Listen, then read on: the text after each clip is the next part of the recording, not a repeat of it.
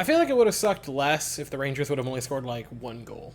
Oh my god, it would have been so much easier. Hi, I'm Weston. I love talking about the Rangers, and I'm here to talk about Game 38 of the regular season, where the Rangers lose 4-3 to the Montreal Canadiens in the shootout, in just the most unpleasant kind of game to watch. So, how was this unpleasant for Rangers fans? Well, you lost in the shootout, which is already irritating. Regardless of outcome, I don't like the shootout. I think I've mentioned that a few dozen times, or a few hundred times. How many videos have I made in which the shootout is necessary? That's how many times I've mentioned it, win or loss.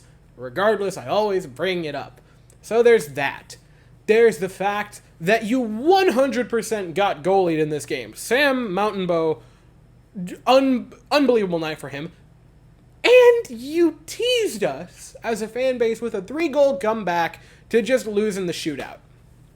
And it's so much worse because you got goalied. There is not a doubt in my mind. Montembeault was unbelievable in net for Montreal. 45 saves on 48 shots is out of this world.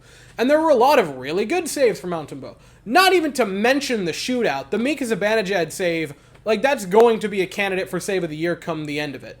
Unbelievable. Just unreal job, somehow sticking with the play. All of his momentum, taking it away, and still finding a way to throw a stick over there and get it. Just fantastic. Can't teach that kind of reflex and that kind of instinct. Unbelievable job. And so there's that. But you still potted 3 against him. And when a goalie is playing like that, and you get 3 goals, you've got to win the game. You've got to win it. You've got to get it.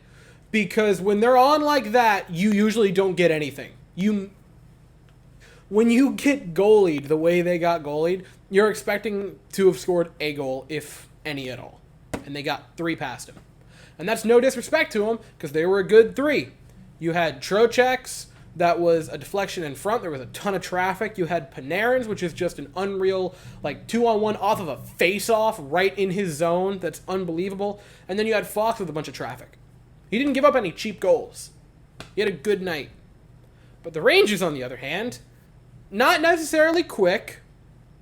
The Rangers, as a unit in their blue line, gave up cheap goals. The first one, Jake Evans and Brendan Gallagher ate the Rangers alive on this play. Specifically, Fox and Blake Wheeler. I like both of them.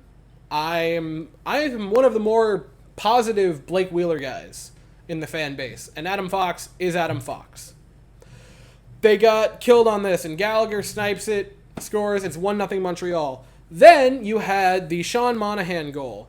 And Yolinen, I hope I'm not butchering that, with this weird play along the boards. And I don't know if he missed on just trying to go forehand, backhand, or if it was an intended pass to Monahan. Regardless, Monahan, right in front, fires, scores. It's 2-0 Montreal. And then you have Joel Armia, who was left wide the hell open. Eric Gustafsson starts to get in the way of the puck and then just stops. And I understand, and here's the thing, if he would have gotten in the way of the puck and then it would have deflected in to the net, I'm sure that we would have been upset. I am also upset the fact that he, upon seeing the shot fired, just got out of the way. It was like he ducked.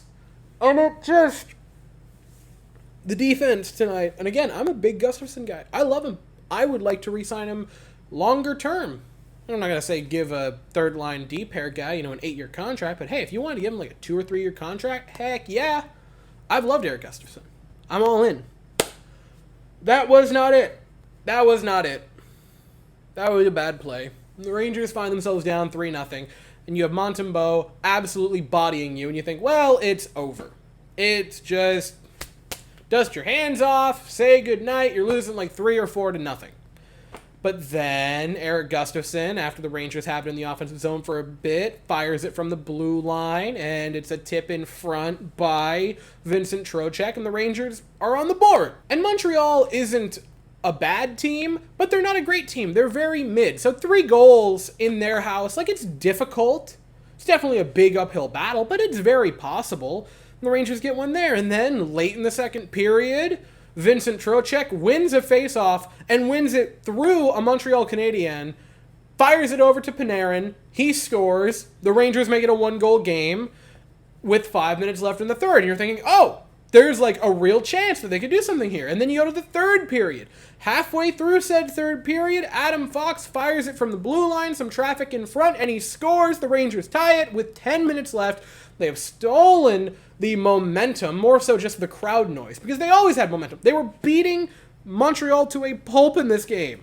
Shots in the first period were 14-7. They were 20-13 in the second, and they were 10-8 in the third. They always had the momentum. They just got goalied. But when you get 3 unanswered, you kind of assume the comeback is happening. It doesn't. They lose in the shootout. And it sucks. I have a really hard time getting upset about shootout stuff. But I don't have a particularly hard time about being upset that you had to go out of regulation to beat Montreal. If the Rangers would have simply played some defense in the first 30 minutes of this game, they win. There's no two ways about it.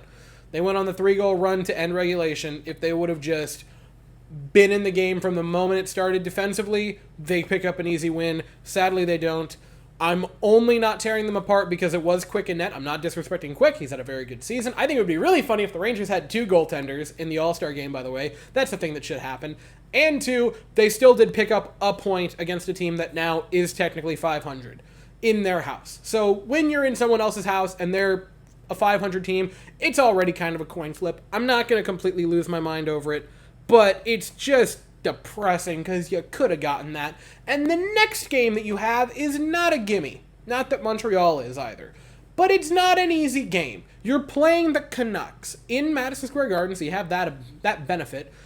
But the Canucks are really, really good. I don't know if you've looked at the standings recently, but they're like near the top. They're 4th in the entire NHL. They're only a point behind you. And that means they're only a point behind leading the West. Who's leading the West? The Winnipeg Jets. That's a weird thing, by the way. They're a really good team. They're not going to be an easy customer when they come to New York. You're going to have to play defense from the moment that game starts.